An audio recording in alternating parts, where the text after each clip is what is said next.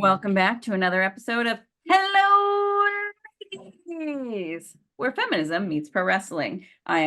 We are your hostesses with the mostesses. I'm Sabrina. And I'm MJ. And we are going to be talking about love in WWE, Bianca and Montez, because love is in the air this month. Yes, it is. And now we have both, in my case, binged the series.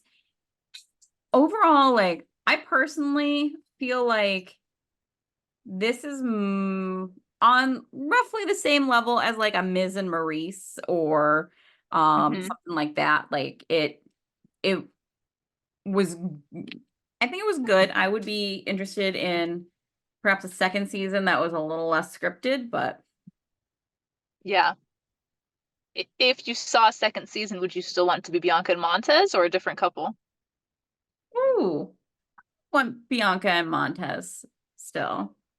I think I would also be open to another couple. Okay, you need to settle down, Scarlett. She has a lot of feelings apparently about the show. She is screaming about it. So, how Which about you? couple were you gonna say? Huh?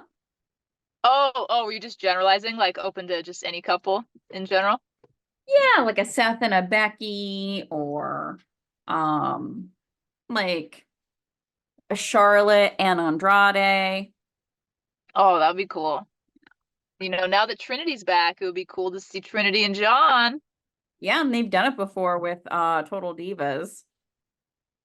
I felt kind of bad for Bianca and Montez because the comments on like the Hulu like ads and stuff all said John and Trinity's what we wanted. And I was just like, dang, Bianca and Montez are so cute. Like I just feel like people just want to hate to hate.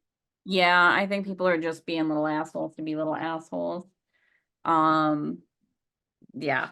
Um, you and I definitely talked about like privately about how like with Bianca and Montez, it was beautiful to see like such a happy, loving couple. Yeah. And like that support each other. You're going to get that cat to kick your ass. Go over there. Um, Such a happy, loving couple, and then segue into that. yeah. Unlike Scarlett, who hates cheddar.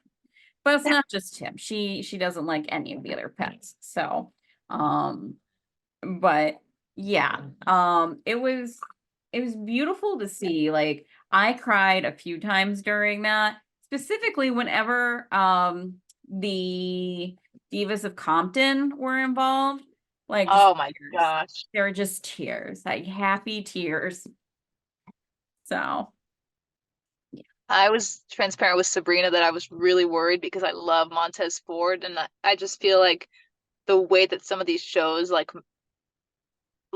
whether it's editing or whether it's how that person really is or a combination or whatever, but the guy always ends up looking like this very stereotypical archetype of like I'm a man, duh, duh, duh, duh. I don't do dishes, I don't whatever, that kind of stupid stuff. And it was like so refreshing to see that even after like the editing process, I still just adored Montez Ford even more than I did before, and like it just was so sweet to see somebody that just adores their wife so much and doesn't like act like he's pussy whipped or like this whole like I hate that expression, but I'm just emphasizing it here for like that machismo bullshit kind of energy, like almost like a very like Gen X or boomer relationship dynamic where it's like, the wife's in the kitchen where she should be, kind of like bullshit, or like the old ball and chain kind of dumb shit. yeah, like they very happily like wear matching outfits all the time, it seems. Um, Yeah. and so obviously some things were very scripted on the show. But they showed them like doing conflict resolution, and you never see Montez like raise his voice. Like, Yeah. because we're such used to such like a goofy side of him, and we certainly see that on the show, but we Hmm. also see someone who is listening to what his partner is saying, taking it Yeah. all in, and then responding thoughtfully. And I think it's also really impressive, like, because she has the better career, like hands down than he does. And like he is Yeah. aware of that. Um, Mm-hmm. and he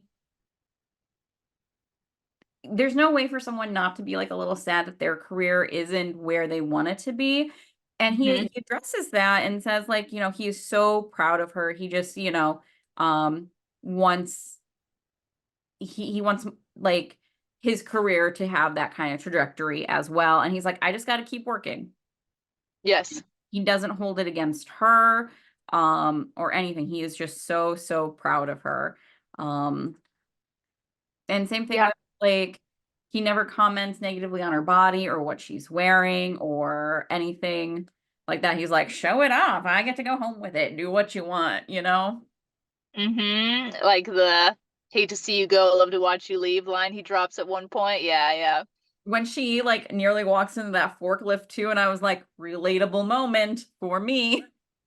I love that he didn't comment on it either, or didn't try to like see that. I clocked that too as like a very, very clumsy girl here. That I feel like if that happens, I've dated partners, not my most recent one, but I've dated partners in the past or had friends who have been like, oh, like, or like even like a family dynamic, whatever, where it's like they're quick to like mock and poke fun at like little mistakes and like that make me human or somebody human, right? Instead of just kind of being like, are you okay? They jump straight to like the criticism or whatever. And I just love that like it didn't show that.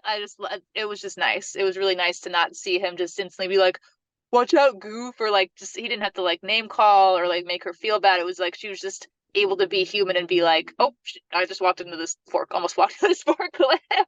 Mm-hmm. Yeah. And I appreciate that like neither one of them was shown as like being perfect beings throughout this. Yes. Like I also identified with Bianca. She definitely has the I take on too much gene, much like I do. Um, Yeah. only she succeeds much harder than I do at it, but and at a much grander scale. But when she is making Montez's gear, and it's like the night before, which that man does an excellent sewing machine impersonation. Um, It does. It does. Sorry, Freddie. I just elbowed Freddie. Sorry, Bob. Crayon. Yeah, he does like an excellent thing. Like, why are you still awake? Because this is all I hear. It was so good. It was so, I don't know why, but that was one of the first things that popped in my mind to talk about too. So I love that he said. Oh, sorry. Cheddar just dropped my speakers on his head. Oh my God. One right, so there's two of them, and he got boom, boom. Oh Oh, my we've God. learned nothing. This is the We're face of a dog who has learned nothing. our animals are getting beat up. Yeah. He's like, I need that sympathy pop. Oh my God, that's funny. Go to your bed. Seriously. I'm in pain too. Mm-hmm. Freddie's in her lap. Why can't I be in yours? Oh my gosh, that's funny. Is there a 55-pound difference? Sure. I don't see the big deal. You know what you were saying too about Montez too, because not only like how I feel like a partner would, there are situations where I feel like a partner could be completely aggressive and nasty in that moment, and he was just genuinely coming from a place of concern that she was still awake, and so I was thinking back to kind of what you touched on too, when she decided to drop out of the when she put too much on her plate and decided to drop out of the competition, and instead of him trying to pressure her to stay in it and just quote unquote tough it out, which I hate that expression, um he was he was relieved because then he didn't have to do it anymore, which would have been me. I'd be like, oh, thank fucking God. But he also on top of it was just like he literally expressed that he was proud of her for knowing her limitations and like made her like validated the fact that it didn't make her less of a person because she already has a bajillion things on her plate, and that he was authentically proud of her for knowing her limitations. Yes, 100%. Um, the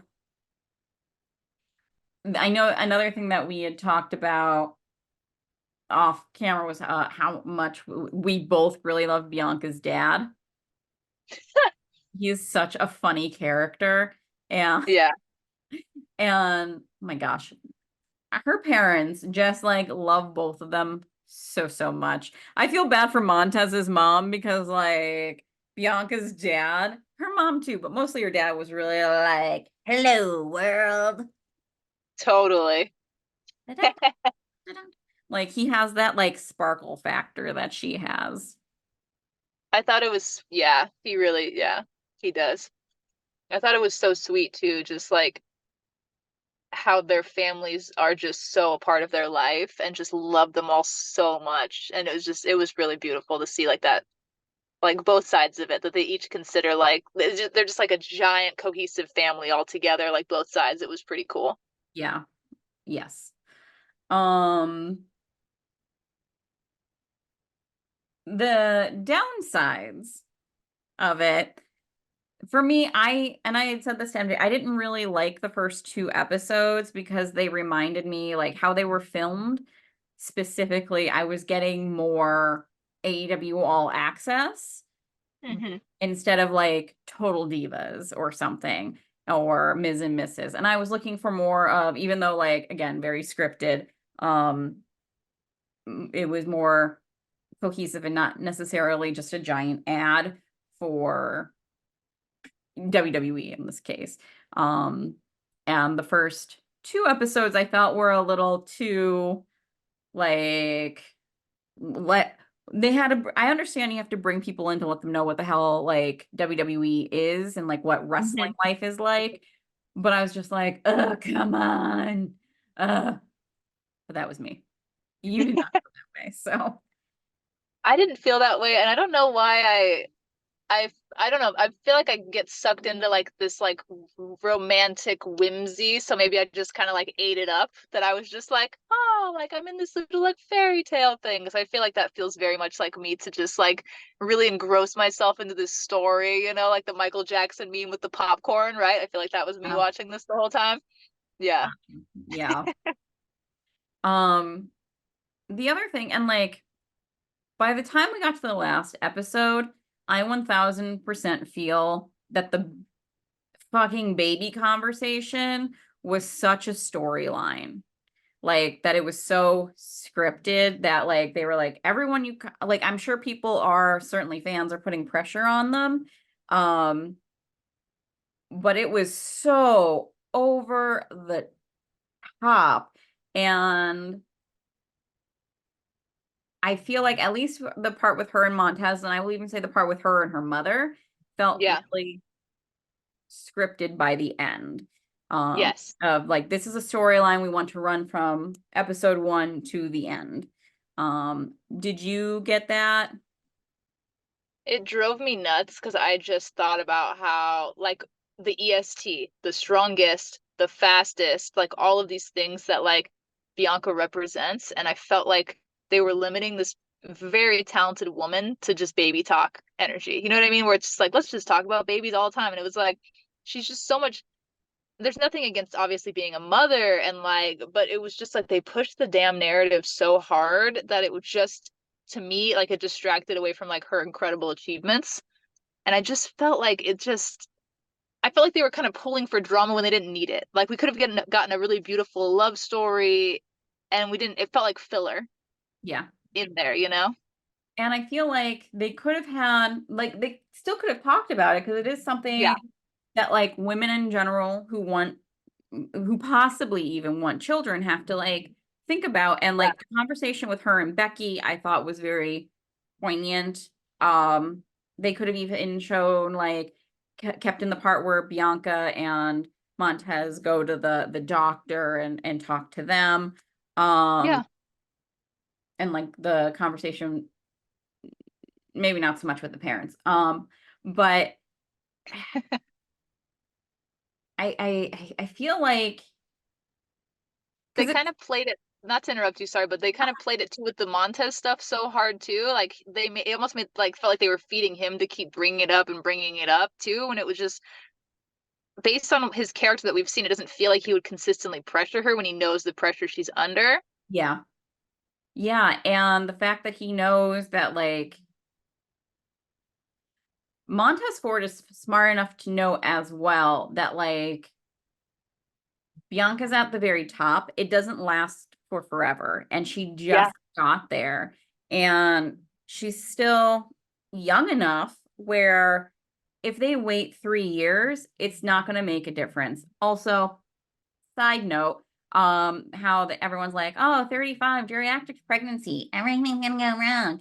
It's less than a 1% increase on the likelihood of like things like birth defects and things like that well into your 40s. So that study that was done was on in the like early 1900s on French peasant women. That's where that information comes from about like fertility rates dropping and like Yeah. all that other stuff. And that is with the medical advocacy work that I do, whenever Hmm. people start in on that bullshit, ooh, rage. Rage, rage, rage, rage, rage, rage, rage. Uh from Something now, two white presenting women talking about this, so I'm like prepping the conversation, but we're talking about like I'm jumping the conversation to a different place because I know that also like for Black women, there's a difference in, infant mortality, like all of these like different risk factors. Granted, Bianca and Montez obviously have certain types of societal privileges, right? On top of things. There's a lot of things to it though. And like we could talk about like medically ingrained racism. We could talk about all of these different things too. So I can't speculate because I'm not Bianca, but I also wonder if like there's other types of pressures and like Bianca's smart as hell, like knowing these Mhm. factors as well. And so I don't know. That's So kind of where my mind jumped to as well. so one of the interesting things, and by interesting I mean really fucked up things. So the like if you're giving birth in America, one, no one's gonna take you seriously as a woman to begin with. Like your pain means nothing. Most, I think it's 7 out of 10. No, I'm sorry, 5 out of 7 um maternal mortalities that happen in this country that are preventable, they found. Yeah. 5 out of 7. And most of them happen within a year after, and it's things like bleeding out. It's literally doctors not listening to their patients. This is Mm-hmm. worse for the two groups that get it the worst are Native women and Black women. Now for Black women, you might think that because they look at things like education level and things like that, and you would assume uneducated, poor women, they would have the higher rates of mortality. Not for Black women. It's Mm-hmm. women who have an advanced degrees or at least a bachelor's who have the highest rates of mortality, which to me feels very Mm-hmm. targeted. Like Yeah. we're letting educated Black women die. Interesting. Um, Yeah. because it is kind of an act of choice. I will go ahead and say that. I will own that. Like I think that it's an act of choice. There are still medical providers walking around today who believe that the color of your skin dictates the amount of pain that you feel, and like all this other stuff that is false. That is not true. All humans, it's mm, ugh. Sorry. I'm getting mad now. And it's something to get mad at actually. I refuse. I take back my apology. Yeah. Well, Um, thank you for sharing that. I knew, so I didn't tell Sabrina that I was going to bring that up at all. It just, as we were having this conversation, popped in my mind, and I appreciate you sharing all that information too, because that's really helpful. It's just my mind goes to this concept too of like eugenics too, like people who literally, and so I just think of all these like fucked up other layers to that, like people who don't want to see Black babies in the world, who get into these positions of power, and it's horrible. yeah. And I will cite my sources. So with my job, I get to do things like sit on calls with the Pennsylvania um Board of Health. Mhm. And also, um, occasionally I've gotten to do ones with, why can't I, just the Department of Health for the United States. So, that's where that information comes from. I'm not pulling it out of my ass. I didn't find it on some weird website. It comes from physicians who are in places of power who are like, huh, Yeah. we're really fucking up. Why? Hmm. So, and the Well, overwhelming answer is not listening to patients, not believing women, and really not listening to Black women. yeah. So, America, fuck yeah.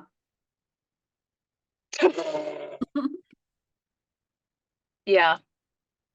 I laugh because you said America, fuck yeah, just for Yeah, reference for everybody listening. But it is awful. But I that when I was watching the show, that was what popped in my head too, thinking about that. Like I can't imagine multiple times, in multiple instances, I can't imagine being a Black woman in America. It's already hard enough being a white woman in America. It's hard enough being a white woman in the world. So I can't imagine being like a trans woman or being a Black woman, a Native woman. I can't. It's so fucked up how people get treated, and I think about that in a medical sense a lot when I think about that.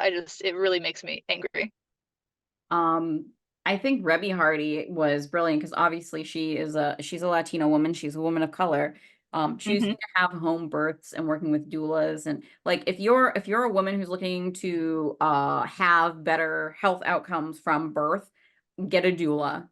Even if you're having a baby in the hospital, have a doula because they will advocate for you and your baby. And you have both mother and baby have better health outcomes with that. Um, Also get yourself a pelvic floor specialist afterwards so that you can do things like laugh and not pee yourself for the rest of your life after once you have a kid. But MJ, I think okay, for a second I thought you froze because you were just so still. I was like, God damn it. Sorry, active listening. Not active enough if it looks like I'm frozen, I guess. No, you were just so into it. You were like, I'm taking all of this in.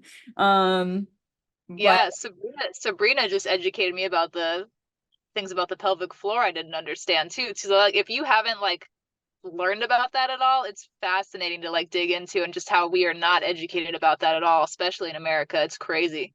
yeah, like other countries, after women have like give birth, they'll have like do some work with a pelvic floor specialist. And when they laugh or sneeze or jump on a trampoline for the rest of their lives, they're not peeing themselves. Like women in So the rest of the world don't have to deal with that. So it's the dream. yeah, yeah. I would like to not be incontinent. Yeah.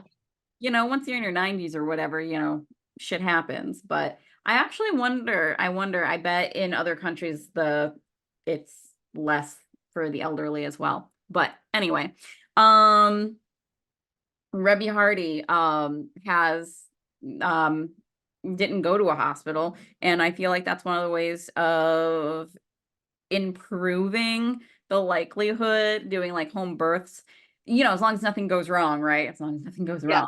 wrong. That you're going to have a better health outcome as a woman. And again, a doula or someone like that will work with you, I think, for a year after you give birth, like and checking in on you and how you're doing. So you also have an extra person being like, I think you might be experiencing postpartum depression or something like that. Um, Yes. so that's just my little plug. I'm being paid by Doulas of America. I'm kidding. I don't know if I've shared this with you, but I've actually considered becoming a death doula before, What is a death doula? guiding people through the process of like who know that they're gonna die, essentially, like helping guide them through that. So a Grim Reaper? I mean, it's the most metal thing I could think of. Yeah. Yeah, I've never heard of a death doula. It sounds like a death dealer as well. I mean, I think it's cool too, like the idea of like you, because you also work with the families too often and like prepare them for like grief and what that'll look like and how to maximize the time you have with them. And it's just, yeah, it's kind of cool. I've also considered being like a birth doula too, because it's just I just think that's cool. It's really empowering. If I had a child, I would want to use a doula. I think they're so cool. Yeah.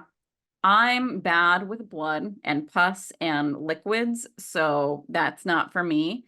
Uh, I closed my eyes during Knocked Up when there's the birthing scene. Uh, Me and my friend who now has a kid, actually, we both did. We both went like, and there were these two older women in the theater who like audibly laughed at us. But yeah. So that is not my calling, but I support anyone who wants to do that. Because it's something that the world needs. And I think birth is fascinating in like it's just fascinating, like all the changes, like on a scientific way. I never want to experience it. Uh Yeah. like I was born, that was enough for me. Um but after all my friends give birth, I always like have questions for them, also for my work. But I'm just like, how would you rate your birth experience? How did your doctor like? Yeah. And I'm sure that's I'm sorry, are you taking a survey right now? Where'd you get that number 2 pencil from? Um, yeah, because one of my friends, she had her first baby in Texas and her second baby in Spain. And I was like, I just really want to talk to you comparing and contrasting these situations. Um, and she was like, I was waiting for this. She knew because I had a bunch of questions after she had her first son. So I'm assuming the Spain experience was better. yeah, much better. Wow, that's wild. Yeah, yeah. I But guess that's what I mean too. I think about like in the States how terrible healthcare is for everybody. Then you take women into the factor, and then you take women of color past that, and it's just consistently just gets worse and worse as you go down. mhm. It's just yeah. Yeah, it's crazy. Like medications aren't designed for women's bodies, like heart medications. The body that the medicine is tested Hmm. on and like dosage is for a man's body, because they usually haven't run tests on women, because who the fuck cares like about us. um Car seats, Wow. women are often more injured in car accidents because car seats weren't designed for women's bodies. um Mm. Things like that. I'm so fun at parties. I don't know why people don't invite me more. Dear Lord. Because I'm also someone who like I'll be watching things and someone will be like, I don't know why, da da da. Da. And I'm like, oh, I know. And I literally raise my hand and no one is around me. And I'm just like, well, Cheddar, I'm going to educate you and start prattling it off to the dog. Well, for the record, I find what you're saying to be very interesting. I think it's things that people don't hear enough of. It's like things that people deserve access to that knowledge. It's very aggravating that these issues are present in 2024. It's insane to me. Oh yeah. Yeah. Anytime someone around me tells me that they are pregnant, I give them so much information. I'm like, did you know? I'll be like, what insurance do you have? I will be back with more information. So if I'm ever pregnant, then I already would have gone to you, but it's just like, yeah. That's just like, especially like some things I'm like, hey, just so you know, blah blah blah is running a program right now. Do you want a free car seat? You can get a free car seat. Here you go. And like Nice. scamper back with random information. That's cool though. That's really cool. But back to Love and WWE. Yeah, it seemed like a huge disconnect from who like we were seeing Montez be and their relationship, Yeah. and also like when she buys the baby outfit and there's that Yeah. whole thing. Yeah. That also was not an exceptionally cute baby outfit. I I, know. I I, thought that too. I was just like, this doesn't feel right because like Bianca and Montez have excellent taste. I don't think this gray baby outfit is going to be what Bianca goes gaga over. Yeah, I've never seen Bianca or Montez in gray ever. No. I feel like someone at WWE like grabbed it, or she was like, oh, my cousin's having a baby, and they were like, we're gonna turn this into a storyline. Oh my God, I love that you clock that because I feel like that's so true. My mind didn't even like pick up on that. That's got to be so true. Yeah. I was like, that was the most drab baby outfit. You did not pick this out in hopes of you having a baby. Yeah, and everything Bianca touches has sequins, color, Hmm. glitter, anything, you know? Yeah. Yeah. Oh my gosh. Like if she was like there with extra pieces of fabric making like headbands for babies or something, that I would buy. I'd be like, she's just gearing up. I The also, way, oh, go ahead, go ahead. I was just gonna say, I also appreciate that they showed her, I don't think him, but at least her with a bonnet on Yes, yes, I love that you said that. Yes. because I know, and just from like having Black women as friends, like some women feel like a shame almost about their bonnets and like being seen in public with it, or that it somehow makes them unattractive. And to see Bianca Belair, who is, in my opinion, and I think a lot of people, definitely Montez's, one of the most beautiful women walking this earth, um, Yeah, wearing her bonnet and still looking like stunning. yes. Like I think that was a very important image to see. I love that. I love that you said that too.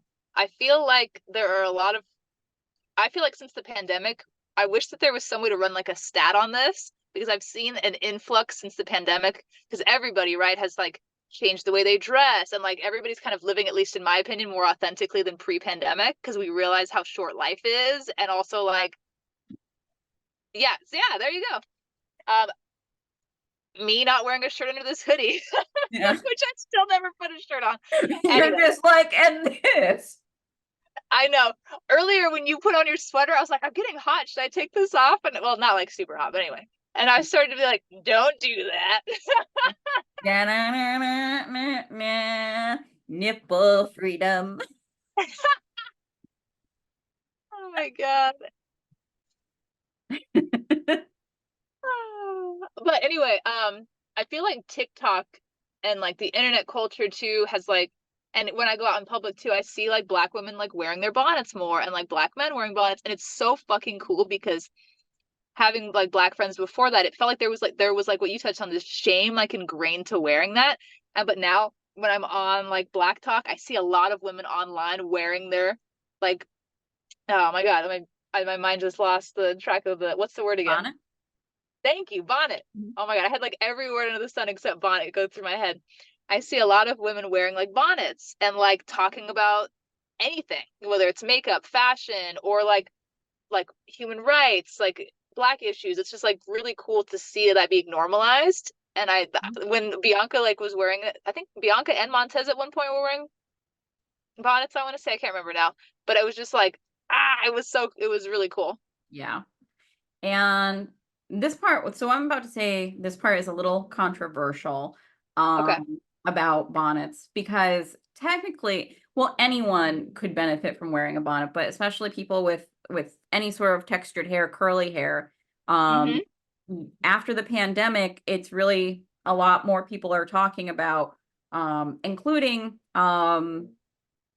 Black creators and uh, women specifically who have bonnet companies, Uh-huh. about how like bonnets are for everyone. And I have one now. And when I'm on my shit, I actually do wear it. I say that because like I lose it half the time. And then I'll find it when I'm like changing my sheets. I'm like, Mm-hmm. but it makes such a huge difference in my hair. Like my curls are much better Mm-hmm. uh wearing a bonnet. And I say it's controversial because like there are some people who feel like, this is another thing that white people are like putting our, Appropriating. yeah, exactly. So if you are someone who is, ghostly white or just white in general, palm colored, if you're going to buy a bonnet, buy it from a Black owned business, period. Like Yes. preferably a woman as well. Like there are plenty of creators out there, and they like, I don't know, like mine came with like a nice little note. I always like shopping small to begin with. Um, and yeah. So that is my That's PSA awesome. if you're doing I that. love that. I love that you said that too. There's a Black-owned business on TikTok, and I cannot remember the name of their store, but they have, because I always wear beanies, and they have silk lined Oh yeah. beanies. And so I want to get one so bad because my hair always gets so jacked up. And like when I wear beanies a lot, I can tell there's a decreased quality in my hair. And so I want to start getting one to wear. And I had the same thought too, because I know that there's going to be one on Temu if there isn't already from some random, yeah, you know what I mean. And so obviously I would rather support a Black owned business. So yeah, kudos to you for shouting that out. That's good. I did so I get they're like a seasonal box from Walmart. I think it's like $10 or whatever. And they sent me like various things to try.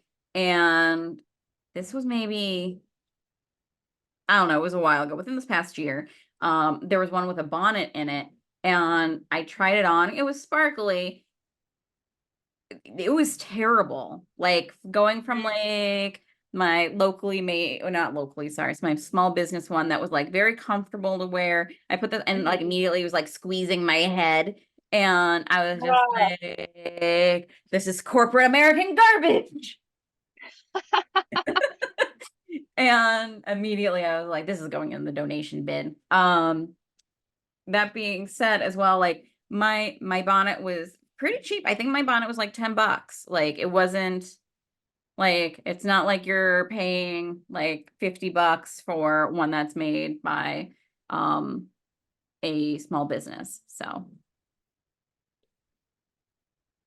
I will say too, like with representation too, Sabrina and I talked about this before. Like I think about like Soraya is my favorite women's wrestler of all time. You know, when she came out and was like ghostly pale like me and wore like colorful eyeshadow and like I know on Total Diva she's like I want to get all these tattoos and it was like she has like this like alternative like aesthetic and I was like that was somebody that really resonated with me watching wrestling and I think about how much that meant to me and I think about like what Bianca and Montez represent to like young black kids or black couples. And so like just seeing like this really badass example of like an accomplished couple like and this beautiful representation of black love was so mhm. fucking cool and like and getting like to be like this face of WWE in this way like they are like on the Love and WWE show their representation of like this power couple in WWE it was just like so aspirational and fucking cool. Yeah. And it was, and again, such a healthy love. It made me so happy. And I think the fact that like it speaks a lot to like members, you and I are clearly not members of the Black community. Yeah. But even we picked up on that. So I Mhm. can only imagine. And one of the reasons too that I got so choked up with the Divas of Compton was like from when we saw it at WrestleMania, cried then, cried Yeah. rewatching it like the whole time, was like what a fucking like Bianca Belair meeting those girls and like having that much faith in them, that is life changing. This woman who, looks like them and is just like running the world, like Yeah. it was beautiful. Plus that little girl who lost her mom, just like, Oh my gosh. Yeah. And Bianca like just being there for her and giving her that hug and like that pep talk too. I was just like, ooh. yeah. And I can Yeah. only imagine like they have to be hyper aware of like the lens that they are under. Um, Yeah. not just because they're celebrities, but because of the color of their skin, like not just like the world in general, but like they know that they're role models and the weight that that carries, and I think that they shoulder that very well. Yeah. Touching on that too, I feel like WWE in general is already like notoriously hard on their superstars image, like the image that you present. You are a representative of our company. Hmm. And I feel like I can't imagine that pressure on top of like trying to be an accomplished Black human in that industry while wearing the weight and the pressure of all of that corporate crap. You know what I mean? Like where you have to kind of fit into a mold, but but like you want to shine and let your own authentic self be shown as well. Like I just feel like that's like such a tough balance. Yeah, 100%. Um, and I really do think Bianca was saying about how she wants that like crossover power. I think Hmm. that's well within her grasp. Yes, I do Um, too. I could easily see her doing like a fashion line. Oh God, yeah. Like that would be so easy for her to do. Like so easy. There's a lot of work that goes into that, and but like whenever she's ready, it does not have to be now, obviously, but I could see her doing that, and like that is easily obtainable. I think so many things are attainable for her. Um and Montez too. Oh, I had said this to MJ again off the pod. I think it's funny because Montez is someone who also got yoked. Like we've seen his progression, but we Hmm. didn't have the same reaction, like we being wrestling fans as in general, as like when AJ Styles came back from injury and he was like, bam, rawr. People were like, hitting is right. No one thought that really that I saw about Montez. Maybe because like no, I feel like I think his was coming back from injury too. And I think it's because of Bianca. I think because she's so fit and like clearly has like puts in the work that people were like, Yeah, yeah, that makes sense. totally. His wife definitely Oh, helped like him out with that without like anyone really having to say it. you know, as we're talking about it now, I wonder if there's like ageism steeped in that too with AJ Styles and Randy because people are always so quick to try to shelve anyone when they get above the age of 40. They're like, well, you're take them out to pasture. You know what I mean? And it's like AJ looks better than he's ever looked. Randy looks better than he's ever looked, you know? Yeah. Yeah. Not to take away at anything what you're saying from Bianca, because it's like it's so cool, like especially like the clips where they showed her working out and stuff, and like I love the Friday reference where the guys are like, ding, and then she's still just doing the press. I was like, oh my God, that's so good. Oh yeah. Yeah. Yeah. And I also really enjoyed that like I Sorry, mean it was Dawkins a deadlift, not a press. It's gonna bug me if I don't correct that. Sorry. I love how like they showed Montez too with like Omos and Dawkins most commonly, but like showing like supportive male friendships. Um Yes. and even like Dawkins being a huge pain in the ass. It seemed like in some of the things where Bianca and Montez were like his parents basically. Um I wonder how much of that was storyline. But Yes. them just being like, let's try like them trying to like dress him and get him to and he's like, why? I yes. I also loved like seeing more of like Omas in that like context was kind of cool too, you know? And like yeah, it was cool that they like were so positive and it just you see so many shows where they are like so toxic, like these male friendships where it's Yeah. just yeah. But I was gonna talk to you about Dawkins too, because I don't know if I were him. I don't know him obviously, so maybe he is like that in real life. But if that was me and I was getting portrayed like that on a fucking show, I would be so pissed. Right? Like they literally. So here's what my mind went with it. in a lot of like these reality shows, they have the trope with like the guy who's like, I'm the dumb one, and like The fumbling what's buffoon. the fumbling buffoon, and then what's the weaponized incompetence kind of energy, you know? Like, yeah, and I feel like because they didn't want to like frame Montez to look like that, not that he is that way, but they could have edited shit together, try to make him look like that, right? Yeah. Especially if they're filming all hours of the day almost, then they could have found a way to make him look like that. But I feel like they wanted to still have that dynamic, so then they threw Dawkins under the bus and made him that character. Mm-hmm. Yeah. I felt so bad for him multiple times watching that. I was like, come on. You act like this man doesn't know how to put on a suit sometimes, you know? Yeah. Like they're gonna get excited when he's like, very good. We Yeah. talked about that. Like, God. That's crazy. yeah. It was Yeah. mm.